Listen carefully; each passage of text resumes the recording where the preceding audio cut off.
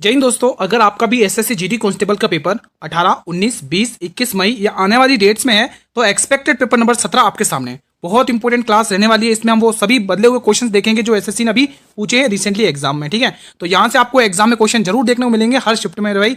तो लास्ट तक बने रहें और डेली रिवीजन करें। इसी टाइम पर ये क्लास आएगी 8 बजे डेली। ठीक है मेरे भाई। पहला क्वेश्चन, पंजाब का सबसे लोकप्रिय और ऊर्जावान लोक नृत्य कौन सा है? देखो, आप मुझे कमेंट करके ये बताइए कि आपका एग्जाम किस डेट में है, किस शिफ्ट में है, अभी तक एडमिट कार्ड आया या नहीं आया, ये आप मुझे कमेंट के माध्यम से बता सकते हैं। तो यहां पर आपको क्या टिक करना है मेरे भाई? पंजाब का लोकप्रिय आपको क्या टिक करना है? भांगड़ा टिक करना है। Option number B will be the right answer of this question. ठीक है, अगला क्वेश्चन आपकी स्क्रीन पर है, क्वेश्चन नंबर 2। देखो, इस बार दोस्तों एसएससी ने जो क्वेश्चन पूछे हैं थोड़ा अलग लेवल के पूछे हैं दोस्तों, लेकिन ये फिक्स हो गया, ये तय हो गया कि किन टॉपिक से क्वेश्चन आ रहे हैं दोस्तों। ठीक है, तो मैं उन्हीं टॉपिक से रिलेटेड आपके लिए क्लास लगाऊंगा डेली बेसिस पर। 2011 की जनगणना के अनुसार जनसंख्या घनत्व कितना है दोस्तों, बताइए। 2011 की जनगणना के अनुसार जनसंख्या घनत्व 382 है दोस्तों, ऑप्शन नंबर बी। अगला क्वेश्चन देखेंगे, 2011 की जनगणना के अनुसार भारत की कुल साक्षरता दर क्या है? देखो, ये जनगणना वाला टॉपिक फिक्स हो चुका है, हर शिफ्ट में एक क्वेश्चन फिक्स है और एक लोक नृत्य। ठीक है, ये वो दो टॉपिक वो हैं जो फिक्स है, जो हर शिफ्ट में एक एक क्वेश्चन आ रहा है। अब आपसे यहाँ पे क्वेश्चन क्या पूछेगा? महिला साक्षरता दर बताइए। किसी को पता है महिला साक्षरता दर कितनी है दोस्तों? आप मुझे कमेंट के माध्यम से रेस्पॉन्स कर सकते हैं अगर आपको पता है। हालांकि मैंने ये क्वेश्चन बहुत बार पढ़ाया है। क्वेश्चन नंबर 4 बताएंगे, निम्न में से कौन सा शब्द शुद्ध है? कौन सा शब्द शुद्ध है? इन चारों ऑप्शन में से आपको तय करना है। ये रॉन्ग है, सी वाला भी रॉन्ग लग रहा है, ये भी रॉन्ग है, ये बी वाला बिल्कुल परफेक्ट है, ऑप्शन नंबर बी। अगला क्वेश्चन देखेंगे, क्वेश्चन नंबर 5, एफआईआर का पूर्ण रूप क्या है? एफआईआर का पूर्ण रूप क्या है, यह आपको बताना है। तो यहां पे फर्स्ट इंफॉर्मेशन रिपोर्ट आपको टिक करना है। देखो, पुलिस प्रशासन से क्वेश्चन पूछे जा रहे हैं मेरे भाई। ठीक है, हिंदी वाला टॉपिक है ना, उसमें कम से कम 13 से 14 क्वेश्चन पुलिस प्रशासन से पूछे जा रहे हैं। आईपीएस का पूर्ण रूप क्या है? आईपीएस का पूर्ण रूप इंडियन पिनल कोड होता है, ऑप्शन नंबर बी। बिल्कुल मैं आपको तैयारी एसएससी के बदले हुए पैटर्न के अकॉर्डिंग ही करवा रहा हूं, बिल्कुल एग्जाम पैटर्न जैसा ही करवा रहा हूं, जैसा पेपर 18 मई को आने वाला है मेरे भाई। ठीक है, कथकली नृत्य किस प्रकार के मुखौटे का प्रयोग किया जाता है? तो कथकली नृत्य पर मेरे भाई चेहरे पर पेंटिंग देखने को मिलती है, ऑप्शन नंबर डी। अगला क्वेश्चन देखेंगे, तमिलनाडु का सबसे प्राचीन शास्त्रीय नृत्य किसे माना जाता है? तमिलनाडु का सबसे प्राचीन शास्त्रीय नृत्य किसे माना जाता है? तो यहां पर आप टिक करोगे भरतनाट्यम। ठीक है, ये आपको यूपी का देखने को मिलेगा। ठीक है, एक क्वेश्चन मैं आपसे जरूर पूछूंगा। ठीक है, तो आप मुझे कुचिपुड़ी का बता दो भाई, कहां पर है? ये तो आप टिक करोगे केरल का है। आप मुझे कुचिपुड़ी बताइए कहां की है दोस्तों, कमेंट बॉक्स के माध्यम से। देखो, जो भी क्वेश्चन मैं आपसे पूछ रहा हूं प्लीज आंसर दीजिएगा कमेंट बॉक्स में। भारतीय संविधान का कौन सा भाग नागरिकता से संबंधित है? देखो, 8 बजे जो मैथ और रीजनिंग की क्लास आती थी ना, वो आज 7 बजे अपलोड हुई है। ठीक है, थोड़ा सा टाइमिंग में चेंज है, बाकी क्लासेस डेली चलेंगी। इसका सही आंसर क्या होगा बताएंगे कमेंट के माध्यम से। इसका सही आंसर ऑप्शन नंबर बी हो जाएगा, भाग 2 में है। ठीक है, नागरिकता एग्जाम में पूछा गया। भाग 3 में मौलिक कर्तव्य, भाग 4 में डीपीएसपी है। ठीक है, अगला क्वेश्चन, भारतीय संविधान के किस भाग में मौलिक अधिकार का वर्णन है? अभी जस्ट बताया मैंने आप लोगों को। ठीक है, भाग 3 में। और मौलिक अधिकार दोस्तों हमने किसके संविधान से लिए, कोई मुझे बताएगा? तो यूएसए के संविधान से लिए। ठीक है, अमेरिका के संविधान से लिए मेरे भाई। ठीक है, इसका आर्टिकल भी पूछे जाते हैं मेरे भाई, 12 से 36 लेकर इसके आर्टिकल्स रहते हैं, ये भी आपको ध्यान में रखना लगे हाथ। अगला क्वेश्चन देखेंगे, नए राज्यों के गठन और मौजूद राज्यों के क्षेत्र सीमाओं या नामों में परिवर्तन से संबंधित अनुच्छेद कौन सा है? चलिए बताइए, इंपोर्टेंट क्वेश्चन है। तो सही जवाब आर्टिकल 3 आपको टिक कर लेना है। अगला क्वेश्चन, भारतीय संविधान का कौन सा अनुच्छेद राज्यों का संघ के रूप में भारत में का वर्णन करता है? यह भी शानदार क्वेश्चन है। इसका भी जवाब आएगा आर्टिकल 1 आपको टिक करना है, यानी कि option number C will be the right answer. अगर आप चाहते हैं कि क्लास इसी प्रकार से कंटिन्यू चले, पीडीएफ भी मिले, तो आप इस चैनल को सब्सक्राइब कर लें, बेल नोटिफिकेशन को जरूर प्रेस करें। असम का बिहू त्योहार जो साल में 3 बार मनाया जाता है, उनमें से भोगाली बिहू कब मनाया जाता है? बताइए, भोगाली बिहू कब होता है? इंपोर्टेंट क्वेश्चन है। तो भोगाली बिहू दोस्तों अक्टूबर में देखने को मिलता है। ठीक है, तो ऑप्शन नंबर बी, नहीं अक्टूबर में, हाँ अक्टूबर। ठीक है, अगला क्वेश्चन, कुछ रॉन्ग लगा दिया क्या मैंने यहां पर? रुको, माघ महीने में अक्टूबर ही है ना यार, बैसाख महीने में होगा ना यार इसका, तो रुको जनवरी में होगा। रुको जनवरी लगा दो, जनवरी है इसका, जनवरी के माघ महीने में। ठीक है, हाँ। अगला क्वेश्चन देखेंगे, क्वेश्चन नंबर 14 बताएंगे आप लोग, उगादी त्योहार किस राज्य में नववर्ष के रूप में मनाया जाता है? उगादी त्योहार किस राज्य के नववर्ष के रूप में मनाया जाता है? तो ये आंध्र प्रदेश आपको टिक करना, ऑप्शन नंबर सी। अगला प्रश्न, किस यूनानी राजदूत ने चंद्रगुप्त मौर्य के शासनकाल के दौरान इंडिका की रचना की है? ये जो इंडिका पुस्तक है दोस्तों, पाटलिपुत्र का प्रकाशन इसमें वर्णित है और इसकी रचना करी थी मेगस्थनीज। जी हाँ दोस्तों, ये वही मेगस्थनीज है जो चंद्रगुप्त मौर्य के दरबार में आया था सेल्यूकस निकेटर का दूत बनकर। ठीक है, अगला क्वेश्चन, प्रसिद्ध कलिंग युद्ध का वर्णन अशोक के किस शिलालेख में वर्णित है? इंपॉर्टेंट है, अशोक से क्वेश्चन पूछे जाएंगे दोस्तों। ठीक है, तो यहां पे अशोक का 13वां शिलालेख आपको याद रखना है, option number B will be the right answer. Akbar ने दीन ए इलाही धर्म की किस वर्ष में प्रारंभ किया? अकबर ने दीन ए इलाही धर्म किस वर्ष में प्रारंभ किया? यह आपको मुझे कमेंट के माध्यम से बताना है। तो यहां पर आपको 1582 टिक कर लेना, option number C. Question number 18, सूर्यास्त के बाद सूर्योदय से पहले किसी महिला को गिरफ्तार करने के लिए किसकी पूर्व अनुमति आवश्यक है? शानदार क्वेश्चन है। इसका सही जवाब आ जाएगा प्रथम श्रेणी मजिस्ट्रेट की। ठीक है, C option will be the right answer. Police प्रशासन से क्वेश्चन पूछे जा रहे हैं। क्वेश्चन नंबर 19, दुग्रम का सही शुद्ध रूप क्या है? ये जो दुग्रम शब्द है इसका सही शुद्ध रूप क्या है, यह आपसे पूछा है। तो सही जवाब आएगा दुर्गम, ऑप्शन नंबर बी। अगला क्वेश्चन, चिरंतन का विलोम शब्द चुनिए। चिरंतन का विलोम शब्द बताएंगे आप लोग। तो यहां पे आपको नश्वर टिक कर लेना, ऑप्शन नंबर बी। अगला क्वेश्चन, भारत ने पहला ओलंपिक स्वर्ण पदक किस वर्ष में जीता था? मतलब कि ओलंपिक से क्वेश्चन आ रहे हैं। ठीक है, देखो ये फिक्स टॉपिक करवा रहा हूं आप लोगों को, जो फिक्स है कि हाँ यहां से क्वेश्चन आना है एग्जाम में। तो ओलंपिक में स्वर्ण पदक भारत ने किस वर्ष में जीता था, यह आपसे पूछा है। तो 1928 आपको टिक कर लेना है। अगला क्वेश्चन देख लेते हैं। क्वेश्चन नंबर 22 बताएंगे आप लोग। विशेष ओलंपिक विश्व ग्रीष्मकालीन खेल 2023 का आयोजन किस शहर में किया गया है? शानदार और इंपोर्टेंट क्वेश्चन आपकी स्क्रीन पर है। तो सही जवाब आएगा Berlin, option number B will be the right answer. अगला क्वेश्चन, 2025 का अंतर्राष्ट्रीय बुकर पुरस्कार किसने जीता है? 2025 का अंतर्राष्ट्रीय बुकर पुरस्कार किसने जीता है, यह आपसे पूछा है। तो ये जीता है बानू मुश्ताक ने, ऑप्शन नंबर बी। फिलहाल अगला क्वेश्चन देखेंगे। दादा साहेब फाल्के पुरस्कार के संदर्भ में 53वां दादा साहेब फाल्के पुरस्कार 2023 किसने प्राप्त किया है? देखो मैं तो रीनी की क्लास अपलोड हो चुकी है 7 बजे। इस क्लास को देखने के बाद वो क्लास आप जरूर देख लेना। ठीक है, देखो क्योंकि स्टूडेंट के कुछ स्टूडेंट डिमांड करे थे ना, सर मैं तो रीनिंग की क्लास लगाई है। तो मैथ रीनिंग की क्लास 7 बजे अपलोड हुई है। ठीक है, तो वो क्लास जरूर देखें ताकि आप अच्छा स्कोर करके आ सको एग्जाम में। तो यहाँ पे आप लोग ऑप्शन नंबर सी टिक करो, वाहिदा रहमान। अगला क्वेश्चन देख लेते हैं फिलहाल। क्वेश्चन नंबर 25, ओलंपिक खेलों में रजत पदक जीतने वाली पहली भारतीय महिला कौन है? ओलंपिक खेलों में रजत पदक जीतने वाली पहली भारतीय महिला कौन है, बताएंगे आंसर। तो सही जवाब यहाँ पे पीवी सिंधु आपको टिक कर लेना, ऑप्शन नंबर बी। अगला क्वेश्चन, किस मुगल शासक को आलमगीर कहा जाता है? शानदार क्वेश्चन है। उसी मुगल शासक को, किस मुगल शासक को आलमगीर कहा जाता है बताएंगे फिलहाल आप लोग। और उसी मुगल शासक को जिंदा पीर भी कहा जाता है, यहीं पर लिख दो, ये भी पूछा जाता है ना। तो जिंदा पीर भी उसी को कहते हैं, आलमगीर भी उसे कहते हैं। तो मैं बात करूं औरंगजेब। ठीक है, ये आपको ध्यान रखेंगे। और ये किसको कहा जाता है? औरंगजेब को ही कहा जाता है। इसकी डेट पूछी गई है आपको, अभी एग्जाम में पूछा था कि इसकी डेट कब हुई थी? 1707 में हुई थी मृत्यु। ठीक है, ये एग्जाम में अभी रिसेंटली पूछा हुआ आपके एसएससी जीडी में।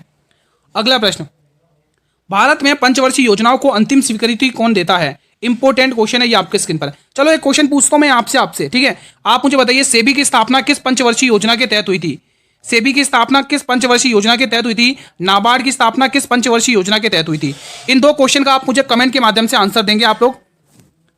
तो यहां पर आप लोग क्या जवाब टिक करोगे मेरे भाई? डी वाला ऑप्शन टिक करना है, राष्ट्रीय विकास परिषद। ठीक है, अगला क्वेश्चन, राष्ट्रीय कृषि एवं ग्रामीण विकास बैंक की स्थापना किस योजना के दौरान की हुई थी? इंपोर्टेंट क्वेश्चन है। अभी जस्ट मैंने आपसे पूछा नाबार्ड के बारे में, और नाबार्ड वाला क्वेश्चन ही आपके सामने। तो चलो उसका आंसर आप टिक कर लेना, छठी पंचवर्षीय योजना। ठीक है मेरे भाई।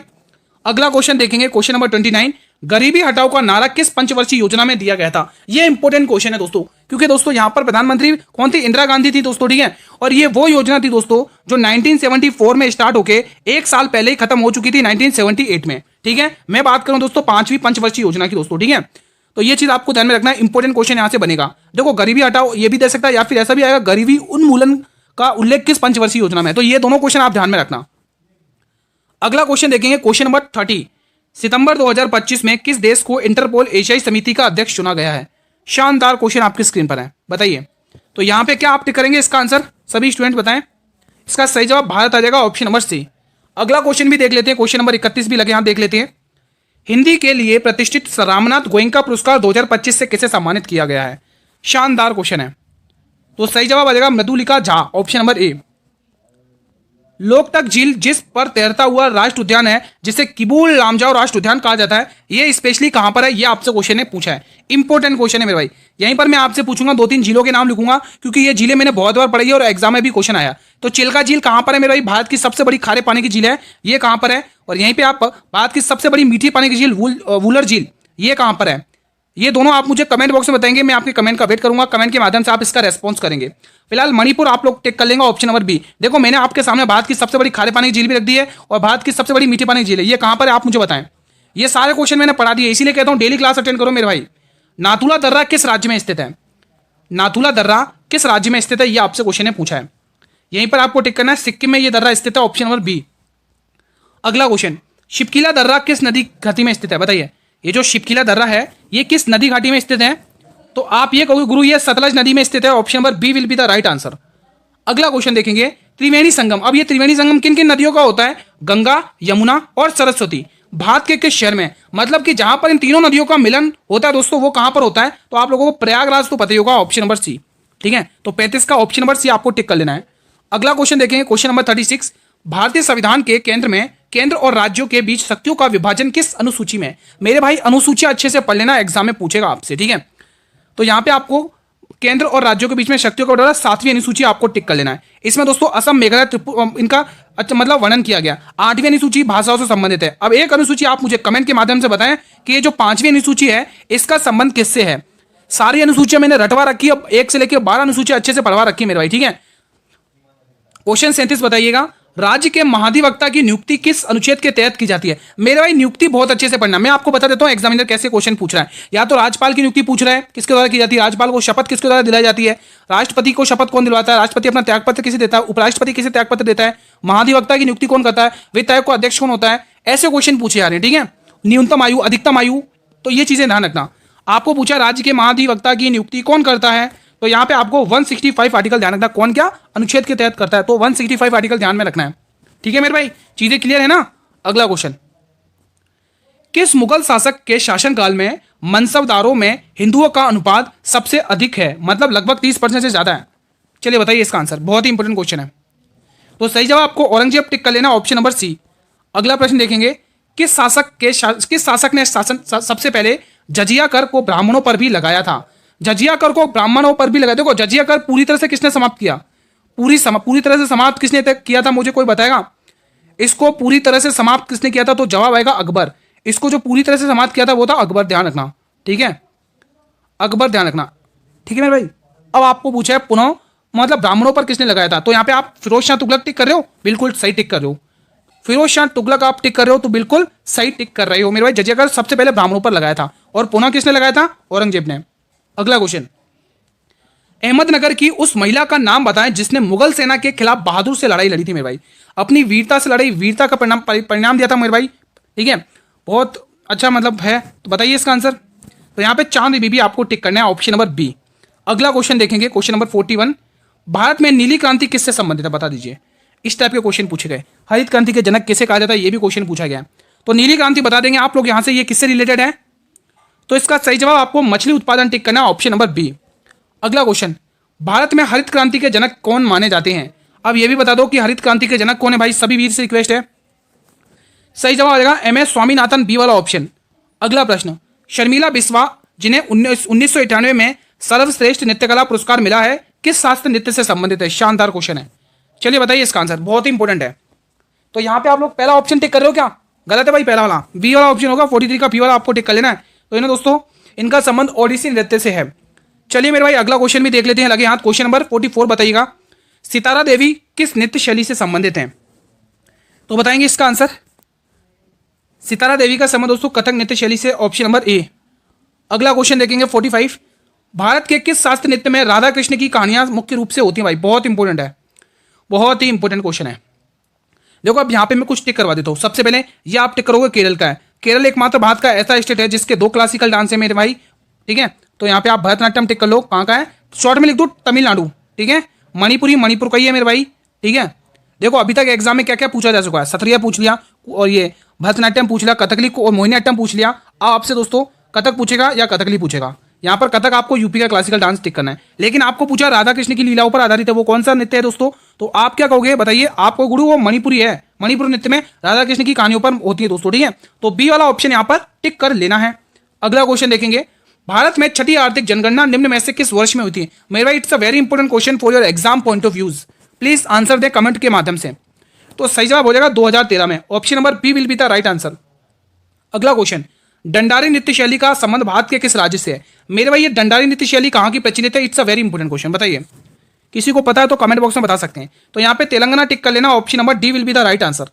अगला क्वेश्चन देखेंगे, क्वेश्चन 45, 48, किस प्रकार का व्यय उन व्ययों को संदर्भित करता है जिनमें भौतिक या वित्तीय संपत्तियों का सृजन नहीं होता है? शानदार क्वेश्चन है, चलिए बताइए। तो यहां पर दोस्तों आपको देखो बी वाला ऑप्शन नहीं होगा, पूंजीगत व्यय नहीं होगा, ना ही इसमें राजकोषीय व्यय होगा, ना ही दोस्तों इसमें विकास संबंधी व्यय होगा। सही जवाब हो जाएगा राजस्व व्यय। Option number A will be the right answer. भारतीय खिलाड़ी अंकित दास निम्न में से कौन सा खेल खेलती हैं? चलिए बताइए। एक क्वेश्चन आप होमवर्क में दूंगा मैथ्स वाला, ठीक है, करना आंसर कमेंट बॉक्स में, तो बने रहे वीडियो क्लास तक। तो यहाँ पे आपको टेबल टेनिस टिक कर लेना है। Option number C will be the right answer. फिलहाल क्लास का अंतिम प्रश्न, तपन कुमार पटनायक निम्न में से किस नृत्य शैली में संगीत नाटक अकादमी पुरस्कार जीता है? जो तपन कुमार पटनायक हैं उन्होंने किस नृत्य शैली में कौन सा पुरस्कार जीता है मेरे भाई, बताइए? संगीत नाटक अकादमी पुरस्कार जीता है। तो बताइए इसका सही जवाब। सही जवाब आपको छऊ नृत्य शैली आपको टिक कर लेना। चलिए अब मैं एक क्वेश्चन आपको होमवर्क में जरूर देता हूँ, एक आध क्वेश्चन होमवर्क में दे देता हूँ, ठीक है। तो आज मैं क्वेश्चन दूँ, कहाँ से दूँ? चक्रवृद्धि ब्याज का दे दूँ, सीआई का, कंपाउंड इंटरेस्ट का क्वेश्चन दे दूँ? चलिए लिखिए मूलधन आप लोग लिखेंगे यहीं पर। मूलधन है मेरे भाई 10,000 रुपये। कितना है? 10,000 रुपये है, ठीक है, 10,000 रुपये है। और जो दर है, दर प्रतिशत वो आप लिखेंगे मेरे भाई कितना? दर प्रतिशत लिखेंगे आप लोग। कितना लिखें? एक काम करते, थोड़ा कैलकुलेटिव दूंगा, मजा आएगा करने में, ठीक है। तो यहाँ पे दर प्रतिशत लिखो आप 8% की, ठीक है। और समय जो है ना, समय है 1.5 साल का। समय है 1.5 साल का, ठीक है। समय कितना है मेरे भाई? 1.5 साल। यहाँ पे लिख दूँ 1/2, 1.5 साल, ठीक है। और आपको जो ब्याज निकालना है वो कंपाउंड एनुअली, मतलब हाफ ईयरली का केस है, हाफ ईयरली अर्धवार्षिक का केस है। अब अर्धवार्षिक में पता है ना आपको क्या करना, हाफ ईयरली YEARLY, ठीक है। यहीं पे हिंदी में लिख दूँ अर्धवार्षिक का केस है, छमाही वाला ब्याज निकालना है, निकाल लोगे अर्धवार्षिक। यहाँ पे आपको अर्धवार्षिक वाला केस मिला है, यह आपको सॉल्व करना है। आपको मैं हाईलाइट कर देता हूँ। मूलधन 10,000 रुपये है, दर प्रतिशत 8% है, समय है 1.5 साल का, और आपको ब्याज निकाला कंपाउंड हाफ ईयरली का केस है, अर्धवार्षिक का केस है। तो ये कंसेप्ट आपको पता होगा, तो आप इजीली निकाल दोगे, ठीक है, ठीक है। अब एक क्वेश्चन और दे दूं होमवर्क में, एक क्वेश्चन और देता हूं। चलो एक क्वेश्चन और लिख लो, यहाँ पर लिखो, औसत वाला क्वेश्चन देता हूं। प्रथम 10 सम संख्याओं का औसत ज्ञात कीजिए। प्रथम 10 सम संख्याओं का औसत ज्ञात कीजिए। प्रथम 10 सम संख्याओं का औसत ज्ञात कीजिए। ये 2 क्वेश्चन आपको आज होमवर्क में मिलेंगे। औसत ज्ञात कीजिए, ये 2 क्वेश्चन आपको होमवर्क में मिले हैं। आप लोग इनका आंसर जरूर दीजिएगा, आप सभी से रिक्वेस्ट है। देखो होमवर्क क्वेश्चन में ये आपको मैं पहले नंबरिंग कर देता हूँ, ठीक है। तो आप नंबरिंग से करोगे तो और भी इजी रहेगा समझने में। ये फर्स्ट नंबर का क्वेश्चन है, ठीक है, और ये है सेकंड नंबर का। यहीं पे मैं अलग पेन से लिख देता हूँ, ये आपको सेकंड नंबर का क्वेश्चन है। तो होमवर्क क्वेश्चन में ये चीज जरूर लिखना, ठीक है मेरे भाई। सेशन आपको सही अच्छा लगा, रिवीजन रहा है, तो मेरे भाई सेशन को इस बटन को दबाकर आप लोग रेस्पॉन्स के माध्यम से बता सकते हैं कैसा रहा आपका रिवीजन।